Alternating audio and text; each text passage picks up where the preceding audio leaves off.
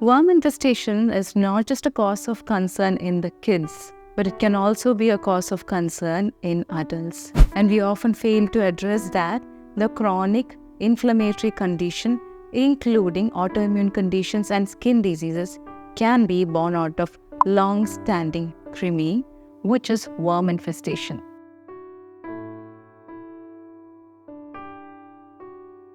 Ayurveda talks about krimi or worm infestation in detail, and this is not just specifically in children, but also that is applicable to adults. Now, in this episode, I would like to discuss about a couple of cases that we have come across. And it is very interesting to observe that many of the chronic conditions like including hypothyroidism and psoriasis was actually out of this long-standing worm infestation. So the first case, this is about a female who is of 28 years who had approached for hypothyroidism, which is specifically autoimmune hypothyroidism, Hashimoto's thyroiditis, and psoriasis. So she was struggling with anxiety, bloating, IBS, diarrhea, then itching skin from psoriasis, and all the other symptoms of hypothyroidism. We started with internal medication, realized that that was not enough, decided to do panchakarma. The day we did purgation, which is virechana, we got to find that there were big parasites, big worms that was getting excreted.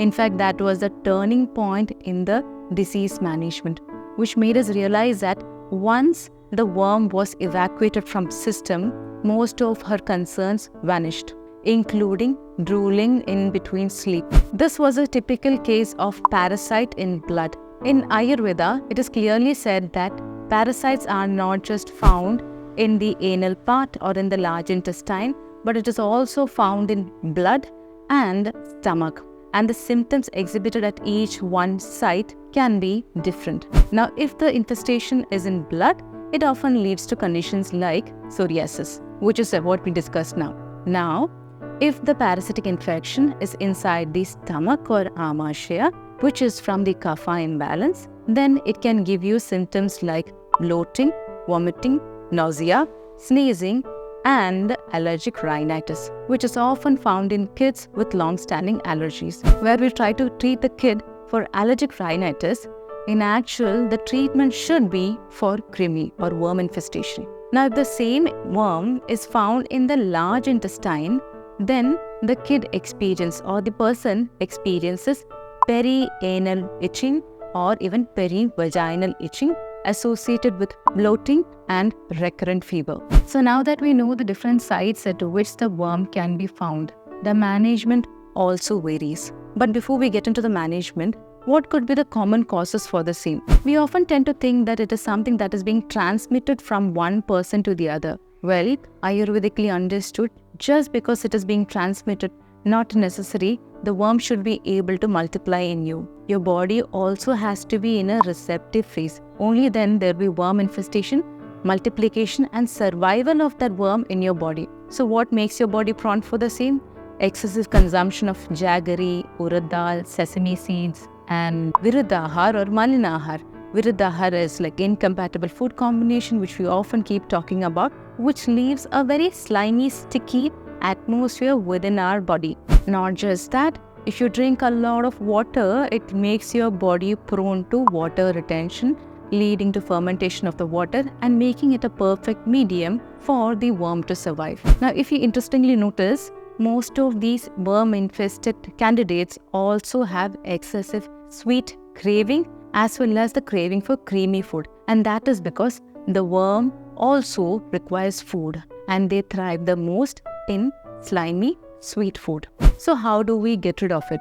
Now, when Viruddhahar stands for food combinations that can be contradictory in nature, Malinahar stands for nothing but the junk food that we all consume in today's world. Junk food which has been stale and which has been in the shelf for a longer period. Now, it contains less of prana or good energy, and therefore they have a tendency to remain stagnant in the body, making it a perfect medium for kapha imbalance, and thereby the worms can keep growing there. Now that we know that the factors that can make our body a good medium for the same, what can be done about the whole situation? Is it okay or is it enough to just have albendazole?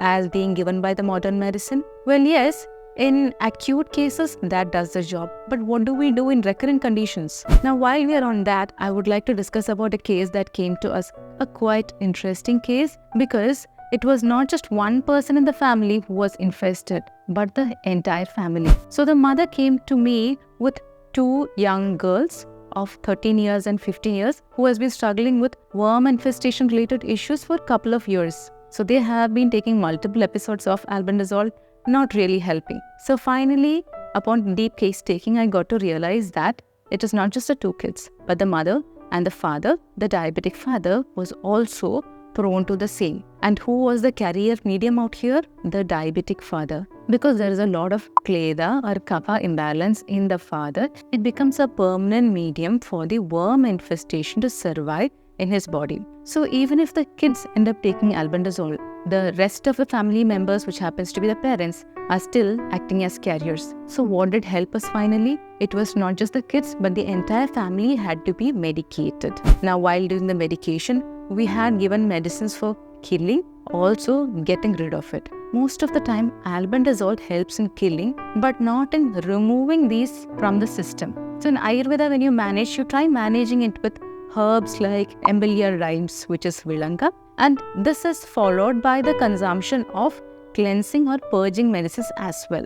That can include Kalyanakulam and few others. But these are best to be consumed under the guidance of a doctor. So in this case, it was not just the kids who were medicated, but the parents also had to be medicated. Now, while they were on the Ayurvedic medication, we also had to take measures like ensuring their clothes were washed daily to their bedsheet in which they sleep, because it at the night time that these worm, the larvae of the worm, comes out and they have a tendency to spread in the bedspread and the bedsheet. So that also had to be washed regularly in saline warm water, and followed by ensuring that they keep changing their undergarments twice daily minimum, wherein it had to be sun-dried, because sunlight is not just a good source of heat, but it also has antiviral, antibacterial and antifungal properties.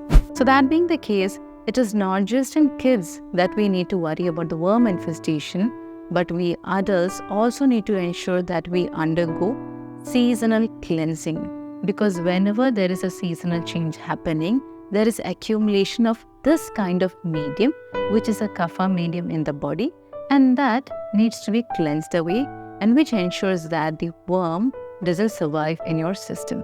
So the next time you feel that your chronic condition is not getting treated and cured, what you need to address is your gut, whether there is a worm surviving within you or not. Hope that helps.